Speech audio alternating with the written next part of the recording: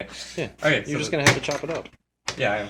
So the first thing you do is take out the airbox, 2 clips up in front, pull it forward a little bit, take off IET, and MAF sensor. What are those things?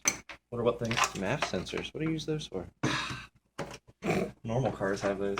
When you're stock like me. Yeah. 1993 Camaro out there doesn't have one. What is it? Oh. I forgot you could use this too. Yeah, because you fucking stab yourself with straight-edge screwdrivers if you try using straight-edge screwdrivers on those kind of Alright, claims. just take off the hose clamp around the throttle body and this whole thing just comes off.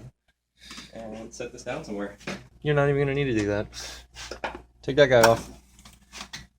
Push it back. Pull the clip out. Okay, well normally there'd be a cruise control Yeah. cable right there too.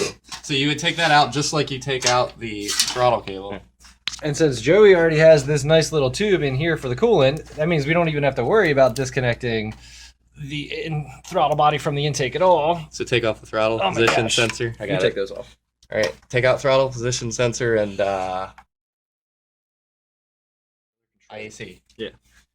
And then That's everything. Because, yeah, you already have stops on the other two sides. You don't have evap on this side. So, yeah, that's all the stuff right now. I've deleted a lot of stuff. I'm not actually stock, so this process may differ. Oh, wait. Give me a paper towel. All right. So, we're going to do it the hard way. This isn't hard.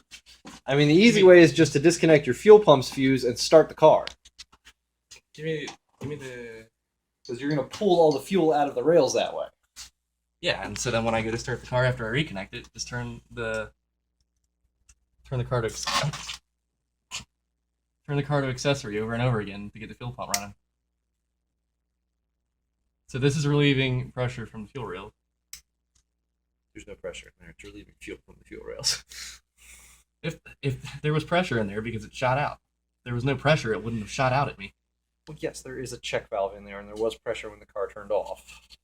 Jesus Christ, this is a lot of gas. Yep. It's like $3 worth of gas in there. Probably should just shot it into your motor and let it run for a second. But this is a great video. This is a great video. Okay. All right, yeah, that's good now at that point. Now, Just throw it in there. hands are covered in gasoline. Sorry, it happens. All right, where's the disconnect tool? What do you need next? Oh, I gave the disconnect tool. You handed it to me. Yeah. I put it somewhere. This is what happens when you work on your bodies. You put tools There we down, and sometimes you forget. There it is. Okay. So, oh man, this is gonna be. The tallest person in the world's got to stand on his car. Oh man. It's really not too difficult, Joey. How do I turn your flash on? I don't know if the flash can come on with the video.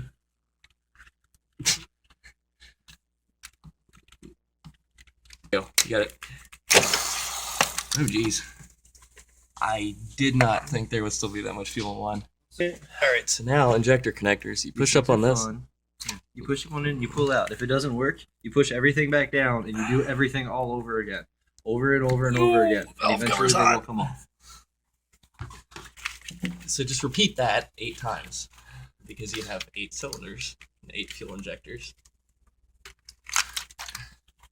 I just got a little more gasoline on me. That's great. You can pause it between steps. Okay, next you want to remove these. There's 10 of these 8mm bolts here, all around the manifold. Alright, this is how you disconnect your brake booster. Watch, you see this here? There. Pull straight up. You might want to note that to get the brake booster back in, it definitely helps to use a little bit of assembly lube, because as you can see, this is a little bit on the dry side right here, so it won't want to fit back in very well. So assembly lube, oil, anything like that, spit, Grease. yeah. All right, so the intake's off now. Easy, just lift it up a little bit and slide the thing forward. Just grab it by the... And go really slowly, Yeah. because the brake booster hose that comes around might get stuck on the oil pressure setting unit. Yeah, those things break easily. And this will break easily. Ow, belly's hot. All right, so here's the knock sensor harness. It's usually behind the OPSU, so you just pull it around. You can unplug it. It's just a simple pigtail. Yep. And to get these out, you just pull upright. Unless they've been siliconed in. They've been siliconed in. well then we're gonna need a screwdriver. Okay, cool. All right, now we're using a 22 deep to get these actual knock sensors out. One of these days, Joey will learn that you need to brace the top and the bottom, and not just hope it moves correctly.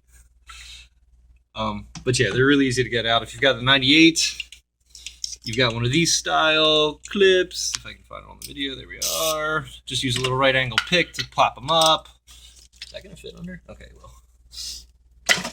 There you go, perfect. If you have 99 or newer, you're gonna need a set of angled needle nose to kind of go down in there, pinch and pull up on the sensor's pigtails.